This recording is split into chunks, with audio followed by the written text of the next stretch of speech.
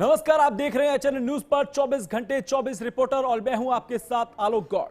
24 घंटे 24 रिपोर्टर में आपका स्वागत है। अपने इस खास बुलेटिन में हम लेकर आए हैं उत्तर प्रदेश की हर खबर, हर जिले से सीधी रिपोर्ट। जहां की खबर है एचएनएन के रिपोर्टर वहीं से सीधे आप तक खबर लेकर आए हैं। देखिए रिपोर्ट। बदायूं में आगामी त्योहार मुहर्रम को लेकर प्रशासन पूरी तरीके से अलर्ट हो चुका है। वहीं शासन की मंशा के अनुसार जो गाइडलाइन है 12 फीट से ऊंचा ताजिया ना बनाया जाए। वहीं जनपद बदायूं में आज एक पीस कमेटी की गई जिसमें सभी लोगों को बुलाकर उन्हें सख्त निर्देश भी दिए गए। तो संबंधित अधिकारी भी आज मौजूद रहे। बदायूं जिला अधिकारी अवनीश कुमार राय, बदायूं एसएसपी अंकिता शर्मा ने एक पीस कमेटी की और यहीं जनपद बदायूं के सभी विभिन्न थाना क्षेत्रों से जो मुहर्रमदारी मनाते हैं उनको बुलाकर शासन की गाइडलाइन के बारे में बाखूबी बताया और सख्त निर्देश दिए हैं। जो शासन की गाइडलाइन है कि 12 फीट से ऊंचा ताजिया ना बनाया जाए और जो रूट हैं अपने रूट पे ही ये आप चलें और किसी न कोई भी नई प्रथा ना डालें। अगर कोई भी ऐसा करता हुआ पाया जाता है उसको ऊपर सख्त कार्रवाई की जाएगी। एचएनएन से खास बातचीत करते हुए बदायूं एसएसपी अंकिता शर्मा ने वहीं मुहर्रम के जुलूस को लेकर बताया और कहा कि रूटों का भी डाइवर्जन कर दिया गया है। वहीं ट्रैफिक व्यवस्था भी और टीआई को भी ये कर दिया गया है। संबंधित अधिकारियों को दिशा निर्देश भी दे दिए गए हैं। एचएनएन न्यूज के लिए मैं नियाजी खान, बदायूं।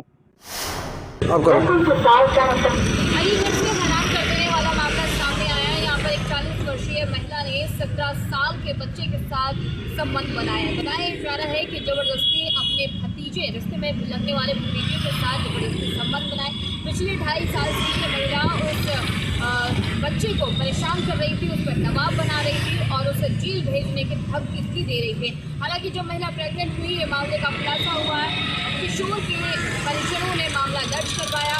मामला पंचायत के सामने पहुंचा तो महिला ने दावा किया है कि वो 2.5 महीने के प्रेग्नेंट है। वो बच्चा उस किशोर का है, उस 17 साल के नाबालिग का है। लेकिन पुलिस ने इस पूरे मामले की जांच पड़ताल करते हुए आरोपी महिला को पॉक्सो एक्ट के तहत गिरफ्तार कर लिया है और आगे की मामले की जानकारी और जांच शुरू कर दी है। कैमरा पर्सन तरुण के साथ मैं आर्या चतुर्वेदी, एचएनएन। इसमें मौसम का मिजाज इन दिनों दो अलग अलग तस्वीरें पेश कर रहा है। राजधानी लखनऊ समेत पश्चिमी यूपी के कई जिलों में भीषण गर्मी और लू का प्रकोप जारी रहने की संभावना है, जिससे लोगों को सतर्क रहने की सलाह दी गई है। वहीं दूसरी ओर पूर्वी उत्तर प्रदेश के कई जिलों में बारिश और तेज हवाओं का अनुमान बताया जा रहा है। मौसम विभाग ने बदलते मौसम को देखते हुए नागरिकों से सावधानी बरतने और आवश्यक होने पर ही घरों से निकलने के लिए अपील की है। ऐसे में आने वाले दिनों में मौसम लोगों को गर्मी में राहत देगा या फिर मुश्किलें और बढ़ाएगा, इस सब पर सभी की नजर बनी हुई है। कैमरामैन समर के साथ निखिल श्रीवास्तव, एचएनएन न्यूज, लखनऊ। राजधानी में हुई कोचिंग सेंटर में आगजनी की घटना के बाद में अब फिरोजाबाद का जिला प्रशासन जाग चुका है। लगातार कोचिंग सेंटरों की जांच की जा रही है। 3 कोचिंग सेंटरों को आज जिलाधिकारी के आदेश के बाद में सिटी मजिस्ट्रेट के नेतृत्व की टीम ने सीज कर दिया है। वहीं पूरे मामले को लेकर अब विकास प्राधिकरण की भी नींद टूट चुकी है और लगातार वो बिल्डिंगों की जांच पड़ताल में जुटे हुए हैं। फिलहाल पूरे मामले को लेकर ये तो कहना दिलचस्प है कि कई प्रदेश में कोई घटना के बाद में अधिकारियों की नींद टूटी है। फिलहाल पूरे मामले को लेकर कार्रवाई के चलते अब ये चर्चाएं तेज हैं कि ये धरातल पर कितनी कार्रवाई आगे भी भविष्य में देखने को मिलेगी। अपने सहयोगी विजय के साथ मुकेश कुमार बघेल, एचएनएन न्यूज, फिरोजाबाद। जिलाधिकारी के द्वारा आरटीओ ऑफिस में आज औचक निरीक्षण किया गया। मंगलवार की सुबह अचानक पहुंचे जिलाधिकारी आरटीओ कार्यालय के बाद में आरटीओ कार्यालय में हड़कंप मच गया। वहीं अगर दलालों की बात करें तो दलाल भी भागते नजर आए। फिलहाल पूरे मामले को लेकर जिलाधिकारी संतोष शर्मा ने सख्त निर्देश देते हुए दलालों पर शिकंजा कसने के लिए कड़े निर्देश दिए। फिलहाल पूरे मामले को लेकर आरटीओ विभाग में हड़कंप मचा हुआ है। अपने सहयोगी विजय के साथ मुकेश कुमार बघेल, एचएनएन न्यूज, फिरोजाबाद।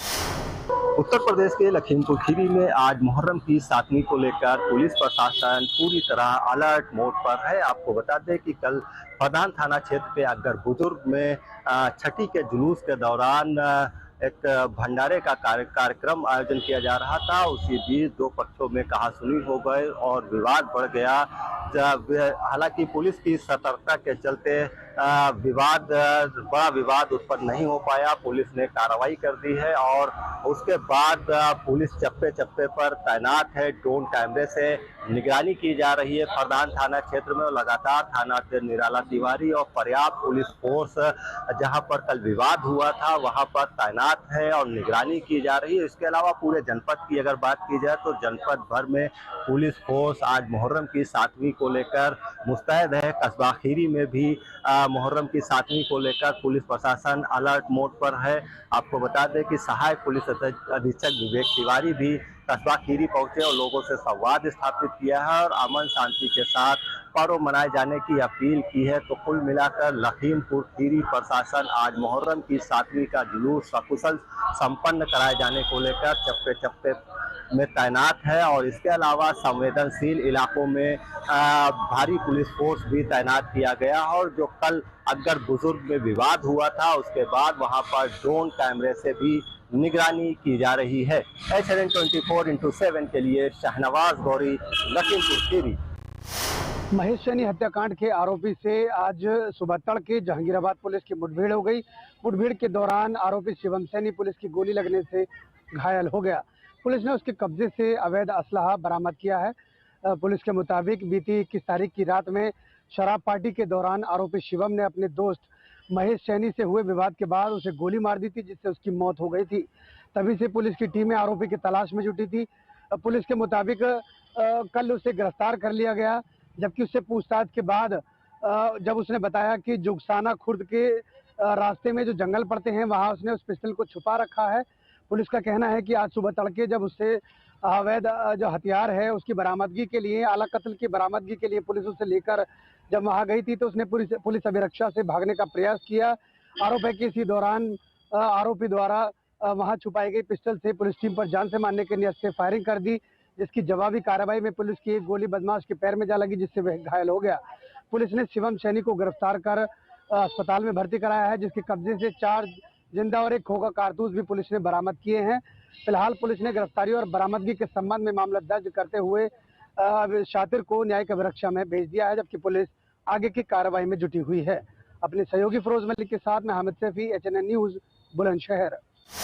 मौतों के बाद में सरकार ने SIT जांच के आदेश दिए थे। SIT की टीम अंदर पहुंची, पूरी तरीके से जांच हो रही है। आप देखिए कि किस तरीके से ये बिल्डिंग चीख कर गवाही दे रही है कि यहाँ पर लापरवाही बरती गई। कॉमर्शियल स्पेस में एंट्री का एक ही पॉइंट था, एग्जिट पॉइंट नहीं था, छत का दरवाजा बंद था और सीधे तौर पर दूसरा एग्जिट पॉइंट ना होने के चलते लोगों की जाने गई हैं। कुछ लोग जो गंभीर रूप से घायल हैं वो इसी सामने छत से नीचे की ओर फांदे थे। फिलहाल उनका लखनऊ के मेडिकल कॉलेज के ट्रामा सेंटर में इलाज चल रहा है। मुख्यमंत्री इस घटना से सख्त नाराज हैं। 2016 में इस बिल्डिंग को नोटिस भी जारी किया गया था क्योंकि ये रेजिडेंशियल एरिया है और यहाँ पर ये कॉमर्शियल स्पेस बना था। ये बिल्डिंग रामेश्वर इंस्टीट्यूट के मालिक की है, लेकिन बाद में इस नोटिस को निरस्त कर दिया गया था। अब LDAVC ने 15 दिन का नोटिस देकर के जवाब मांगा है। सरकार का साफ तौर पे मानना है कि ऐसी लापरवाही करने वाले बिल्डरों के खिलाफ भी सख्त कार्रवाई होगी।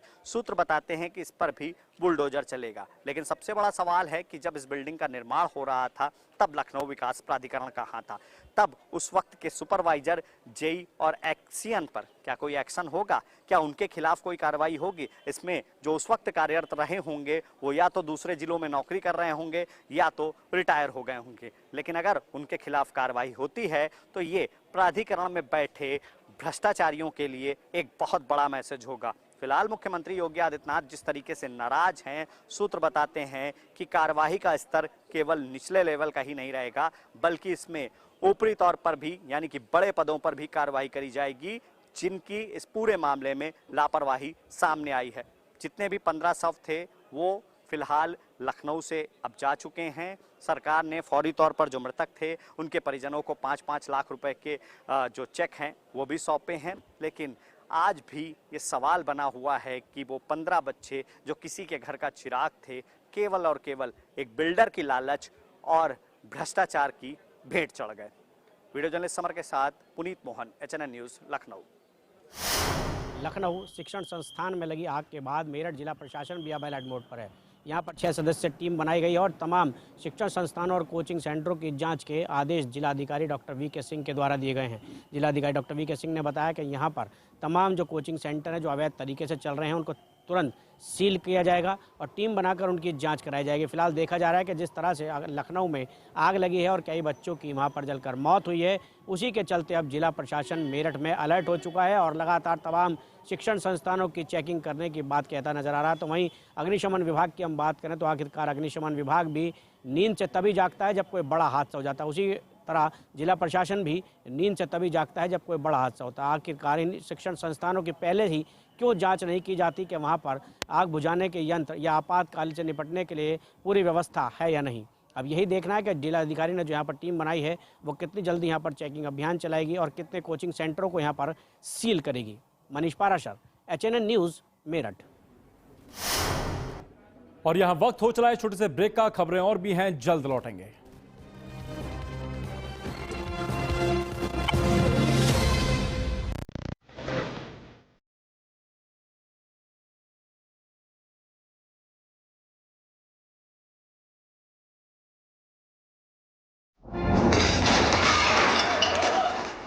फर्श की टाइल्स को चेंज करो, बड़ी स्लिपरी हैं। थर्मोकूल वॉशिंग मशीन। थर्मोकूल, इंडिया का नया अंदाज। गोल्डी छोले मसाले, जहाँ जाएं रिश्ते बनाएं। गोल्डी लाए हैं फ्रेश लॉक टेक्नोलॉजी जो रखे मसालों को हर समय फ्रेश। आइसक्रीम खाओगी? जंगल में आइसक्रीम मिलती है। समर कूल रेफ्रिजरेटर, आप अपनी ड्यूटी निभाओ, ये अपनी ड्यूटी निभाएगा। समर कूल, लाइफ बनाए वंडरफुल।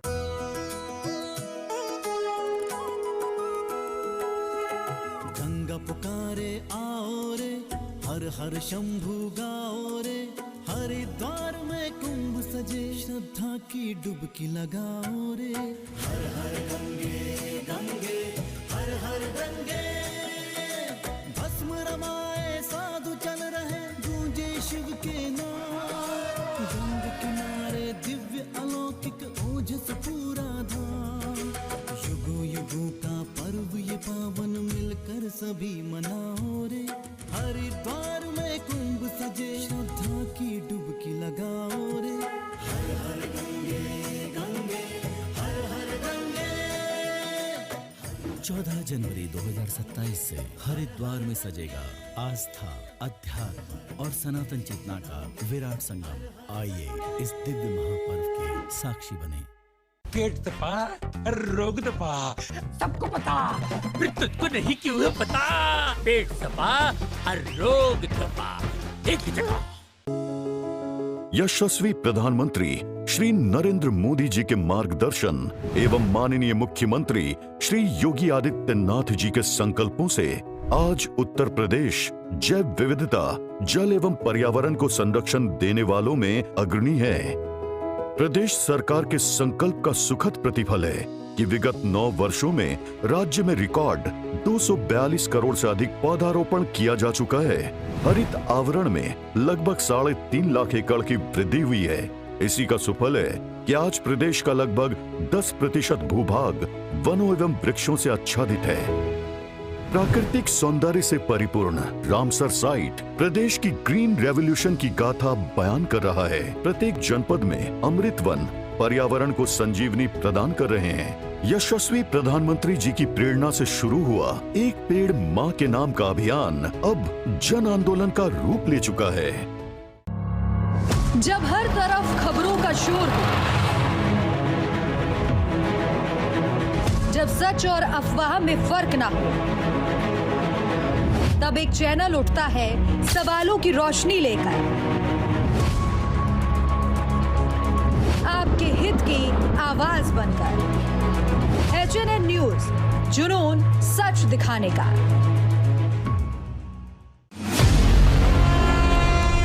जहां हर सुबह के साथ उठते हैं नए सवाल,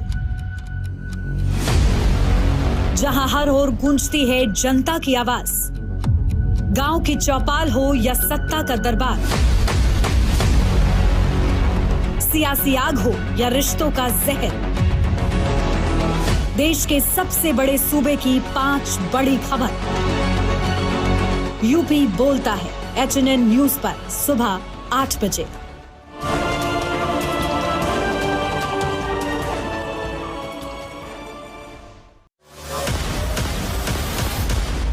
का दिल, राजनीति का केंद्र और खबरों का सबसे बड़ा मैदान। कानून व्यवस्था हो या चुनावी हलचल,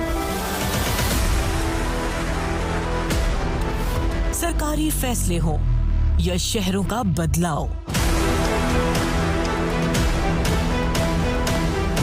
पूर्वांचल से लेकर पश्चिमी यूपी तक, योगी राज की हर खबर सबसे पहले और बिल्कुल सटीक।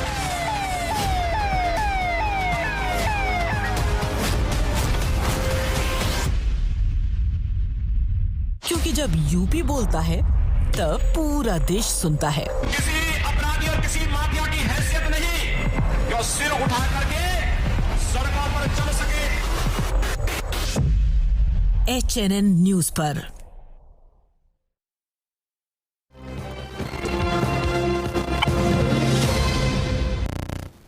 ब्रेक के बाद एक बार फिर आपका स्वागत है। आप देख रहे हैं 24 घंटे 24 रिपोर्टर।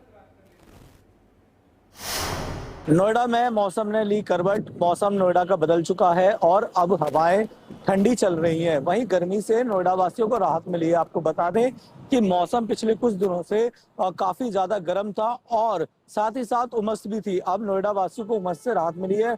अभी देर शाम अचानक से मौसम में परिवर्तन हुआ और तेज हवाओं के साथ धूल भरी आंधी भी चली। इस दौरान हमने देखा कि आसपास के जो बिजली के खंभे हैं वो भी हिले और पेड़ भी काफी हिलते हुए नजर आए। आंधी और धूल की वजह से जो राहगीर हैं, बाइक पे चला रहे, टू व्हीलर बाइक चलाते हैं या फिर जो अन्य वाहन चलाते हैं, उन्हें काफी परेशानी का सामना उठाना पड़ा इस मौसम से। लेकिन जो गर्मी थी उससे राहत मिली है और नोएडा वासियों के चेहरे पे खुशी नजर आ रही है। कैमरा पर्सन राजेंद्र के साथ रमेश परिहार, HNN न्यूज, नोएडा।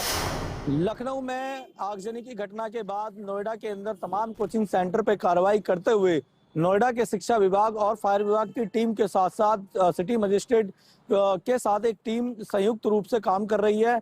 उनके द्वारा ये जो कोचिंग संस्थान है जो कि ऐसी बिल्डिंग में बने हैं जहाँ पे कि फायर सेफ्टी के नॉर्म्स पूरे नहीं किए गए, यानी कि जो सुरक्षा के उपकरण है वो पूरे नहीं है और सुरक्षा के इंतजाम पूरे नहीं, वहाँ पे कार्रवाई की जा रही है। अभी तक 3 से 4 कोचिंग को सील कर दिया गया है। वहीं 102 कोचिंग सेंटर को नोटिस भेजा गया है। अगर उस नोटिस का जवाब नहीं आता तो उनके खिलाफ भी कड़ी से कड़ी कार्रवाई की जाएगी। यानी कि जिला प्रशासन पूरे एक्शन के मूड में दिखाई दे रहा है और जिला प्रशासन की तरफ से तमाम कोचिंग सेंटर पे कार्रवाई की जा रही है और कई कोचिंग सेंटर को सील किया जा चुका है। कैमरा पर्सन अनुज के साथ रमेश परिहार, HNN न्यूज, नोएडा। लंदन से पहली बार निकल रही है विश्व सनातन पैदल यात्रा। विश्व में हो रहे पेट्रोल और डीजल की किल्लत की वजह से यह यात्रा निकाली जा रही है और सनातन धर्म को आपस में जोड़ने के लिए ध्वज पताकाएं लहराई जा रही है। भजन कीर्तन और पूरी तरह से धार्मिक उन्माद को फैलाते हुए यह यात्रा लंदन से शुरू हुई है। 15 देशों में यह यात्रा पैदल विचरण करेगी और उसके बाद 1 जुलाई को यह यात्रा पहुंचेगी पंढरपुर। महाराष्ट्र के पंढरपुर में इस यात्रा का विशेष स्वागत किया जाएगा। पंढरपुर नरेश का विशेष अभिषेक करके इस यात्रा का समापन होगा। इस यात्रा में बच्चों से लेकर बूढ़े तक बड़े ही उत्साह के साथ सड़कों पर दिख रहे हैं। 15 देशों में यह यात्रा निकालकर सनातन की विजय पताका को लहराया जा रहा है। यह यात्रा पूरी तरह से धार्मिक और सांस्कृतिक धरोहर को बचाने के लिए की जा रही है। इस यात्रा में बच्चे, बूढ़े और जवान सभी शामिल हैं और सभी पैदल यात्रा कर रहे हैं। इस पैदल यात्रा में 15 देश भी कवर हो रहे हैं। इस 15 देशों में सनातन की ध्वज पताका को आगे बढ़ाने का बीड़ा उठाया है महाराष्ट्र के रहने वाले लोगों ने। महाराष्ट्रियन की यह यात्रा 1 जुलाई को संपन्न होगी, तभी पंढरपुर का अभिषेक होगा। आलोक मालवी, HNN न्यूज, प्रयागराज। रामपुर में अवैध तरीके से प्लॉटिंग करने वालों के खिलाफ प्रशासन का शिकंजा देखने को मिला है। बताया जा रहा है कि अवैध तरीके से जो प्लॉटिंग कर रहे थे वहां RDA की टीम, रामपुर प्रशासन और राजस्व की टीम पहुंची और बुलडोजर चलाया गया है। बताया जा रहा है कि जो अवैध तरीके से प्लॉटिंग थी उस पर JCB चली है, उसको ध्वस्त किया गया है और जो मकान वहां पर बेच लिए गए थे, बना लिए गए थे, उन पर सील करने की कार्रवाई RDA द्वारा की गई है। जानकारी के मुताबिक यह भी पता चला है कि ये अवैध तरीके से बिना मान स्वीकृत करे यहाँ पर प्लॉटिंग कर रहे थे और ये जनपद रामपुर में इसका धंधा जो था वो जोरों पर देखने को मिल रहा है। जगह जगह अवैध प्लॉटिंग की जानकारी रामपुर प्रशासन को हो रही है। उसके बावजूद रामपुर प्रशासन और RDA प्रशासन मौके पर पहुंचकर तोड़ने की कार्रवाई कर रहा है। JCB द्वारा उनको ध्वस्त किया जा रहा है। साथ ही साथ रामपुर जिलाधिकारी ने ये कहा है कि अवैध प्लॉटिंग जनपद रामपुर में किसी भी हाल में बर्दाश्त नहीं की जाएगी। जो बिना मानस्वीकृत करे अवैध प्लॉटिंग जनपद में करता पाया जाता है उसके खिलाफ कानूनी कार्रवाई अमल में लाई जाएगी। अब देखना ये भी दिलचस्प रहेगा कि रामपुर जनपद में कितने अवैध प्लॉटिंग बनना शुरू हो गई हैं और प्रशासन का बुलडोजर कहां चलेगा। लेकिन अभी तस्वीरें साफ तौर पर आप देख रहे हैं किस तरह आरडीए ने बुलडोजर चलाकर जो अवैध तरीके से प्लॉटिंग कर रहे थे, बुनियादें बनाई थी, उनको ध्वस्त करने की कार्रवाई की गई है और 4 मकानों को सील किया गया है। हालांकि इसमें अभी जो भी तथ्य सामने निकल कर आएंगे, जिनके नाम सामने निकल कर आएंगे, उन पर प्रशासनिक कार्रवाई अमल में लाई जाएगी। विशाल सक्सेना, HNN रामपुर। उन्नाव ARTO में भ्रष्टाचार और फर्जी सर्टिफिकेट को लेकर एक बड़ा विवाद खड़ा हो गया है। दरअसल यहाँ पर ड्राइविंग लाइसेंस को लेकर एक नया विवाद खड़ा हुआ है, जिसमें कार्यालय में तैनात शिव सिंह ने वहां पर तैनात ARTO श्वेता वर्मा पर गंभीर आरोप लगाए हैं। उन्होंने कहा है कि पूरे मामले में उच्च स्तरीय मांग होनी चाहिए। उनका दावा है कि बिना उचित ट्रेनिंग और कथित फर्जी मेडिकल प्रमाण पत्रों के आधार पर कमर्शियल लाइसेंस, ड्राइविंग लाइसेंस दिए जा रहे हैं, जिसको लेकर लगातार जो है वो सवाल खड़े हो रहे हैं। अब इसको लेकर श्वेता सिंह जो कि HNN की टीम के सामने आई, उन्होंने इन सभी दावों को दरकिनार करते हुए खारिज कर दिया और उन्होंने साफ तौर पर कहा कि उन्होंने जो कहीं न कहीं जो आरोप लगाए हैं वो इस वजह से लगाए हैं क्योंकि उन पर एक कार्यालय की तरफ से कार्रवाई की गई थी, जिसको लेकर अब वो गुस्से में आकर इस तरीके की आरोप लगा रहे हैं। फिलहाल इसको लेकर उन्होंने कहा कि कोई भी ऐसी सच्चाई नहीं है जिस पर ये विश्वास किया जा सके कि यहाँ पर फर्जी काम चल रहा है। फिलहाल इस पूरे मामले को लेकर जिले में कहीं न कहीं एक चर्चा का विषय बना हुआ है और लगातार जो है इसको लेकर कहीं न कहीं बात चल रही है कि जो शिव सिंह कह रहे हैं क्या ये सच्चाई है। इसको लेकर अब जांच होगी और जांच के बाद ये सामने आएगा कि आखिर जो ARTO पर आरोप लगे हैं वो सच हैं या झूठ। कैमरा पर्सन संतोष के साथ विकास यादव, HNN न्यूज। और यहाँ वक्त हो चला है छोटे से ब्रेक का, खबरें और भी हैं, जल्द लौटेंगे।